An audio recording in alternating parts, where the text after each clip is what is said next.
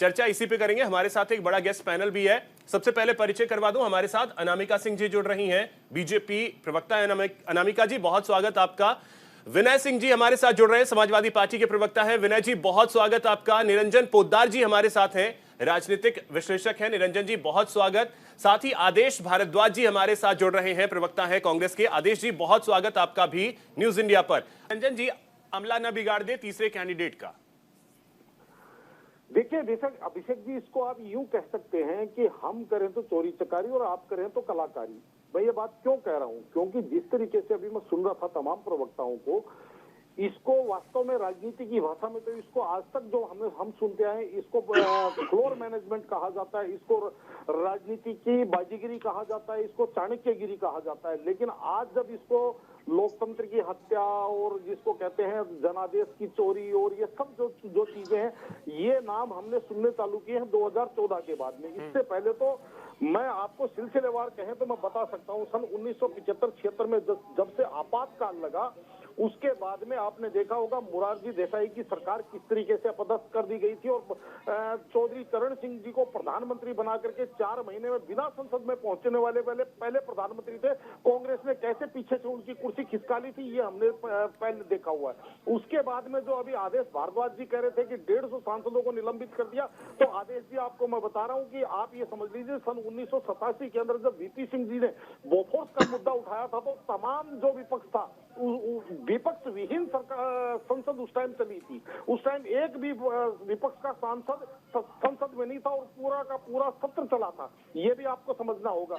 और उसके बाद में जिस तरीके से कैश फॉर वोट और जेएमएम कांड और ये सारा आपने देखा हुआ, लेकिन वो जब तक वो सारी चीजें होती रही। और इधर की बात करें तो अगर हम बात करें समाजवादी पार्टी की, तो मुझे एक बात बताइए, अमर सिंह जी किस खेत की मूली थे? अमर सिंह जी इसी चीज के तो बाजीगर माने जाते थे, जोड़ तोड़ के कारीगरी तो माने जाते थे। और इसका ज्यादा पुराना आप मत चलिए, 2007 की बात कर रहा हूं कि जब न्यूक्लियर संधि के ऊपर जब यहाँ पे लोकसभा और राज्यसभा के अंदर जब बहुमत परीक्षण हो रहा था, उस टाइम क्या हुआ था कि उस टाइम भारतीय जनता पार्टी के सांसदों ने अपने को मिले हुए पैसे संसद के अंदर नोटों के बंडल दिखाए थे, नहीं दिखाए। तो कहने का तात्पर्य ये है कि हम करें तो रासलीला, आप करो तो करैक्टर ढीला। ये तो आज की संस्कृति हो गई, जबकि वास्तविकता ये है अभिषेक जी कि उसी खेल से, यानी कि उन्हीं नियमों से अगर मैं हारने लगूं तो मैं कहना चालू कर दूं ये तो फाउल है, और जब तक मैं उससे जीतता रहूं तो मैं कहूं ये तो मेरी कलाकारी है। तो आज की स्थिति वही है। लेकिन वास्तविकता ये है एक चीज जो ये था कि राज्यसभा में अमूमन हमने देखा है कि जब भी इलेक्शंस होते हैं तो क्योंकि काउंटेड विधायक हैं जिन्हें वोट डालना है, तो जो नंबर गेम होता है उसी हिसाब से कैंडिडेट्स जो हैं वो अनाउंस होते थे पार्टियों की तरफ से और वो पहुंचते थे। लेकिन पिछले कुछ इलेक्शंस में हमने देखा है कि बीजेपी साफ कहती है कि भाई इतने पे इलेक्शन है, हम कैंडिडेट दे रहे हैं, इसमें दिक्कत क्या? तो मतलब वो मैं समझना चाहूंगा कि क्या ये कहीं से भी लोकतांत्रिक प्रक्रिया को बाधा पहुंचाने वाली चीज है? देखिए अभिषेक जी, वास्तविकता ये है कि राज्यसभा के अंदर वोटर जो होता है वो विधायक होता है। और यहाँ पे जो आपने सवाल किया उसकी मैं बात बता रहा हूँ कि जहाँ पे किसी चीज का क्लियर मैंडेट होता है वहां पे कोई भी, आप ये समझ लीजिए, विवाद नहीं है। उदाहरण के तौर पे अभी राजस्थान से सोनिया गांधी जी राज्यसभा से सांसद चुनकर के आई है, कहीं कोई विवाद या कहीं कोई बाजीगरी नहीं हुई। वास्तविकता ये है कि परेशानी कहाँ होती है, जब वहां पे फ्रैक्चर्ड मैंडेट होता है। यानी कि सीधी सी बात बता रहा हूँ, आज जिस तरीके से उत्तर प्रदेश की बात करें तो उत्तर प्रदेश के अंदर भारतीय जनता पार्टी के कैंडिडेट 7 राज्यसभा सांसद जिताने के लिए उनके पास क्लियर मेजोरिटी है, और इधर समाजवादी पार्टी के पास 2 सांसदों की क्लियर मेजोरिटी, और तीसरे के अंदर कहीं ना कहीं समझ लीजिए थोड़ा सा 19-20, यानी कि अगर बसपा का भी साथ आएगा और उसके बाद बीजेपी को 8 विधायकों की जरूरत है।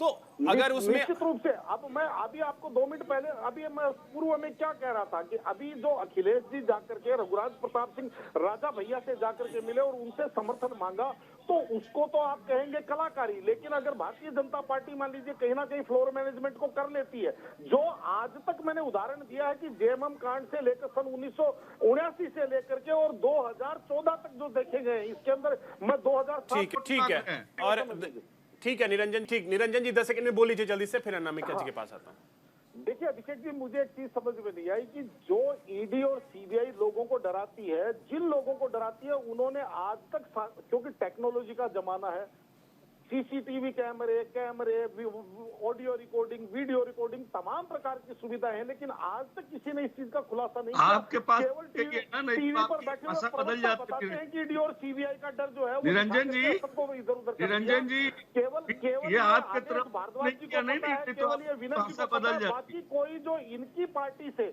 जिसको ये डर दिखाया गया है उसको किसी को भी पता नहीं। वही तो मैंने कहा कि अगर किसी को डर दिखाया गया तो वो सामने रखिए ना, क्या दिक्कत है। चलिए सर, वक्त मेरे पास इतना ही है। बहुत शुक्रिया आप सभी मेहमानों का हमारे साथ जुड़ने के लिए, इस चर्चा में शामिल होने के लिए।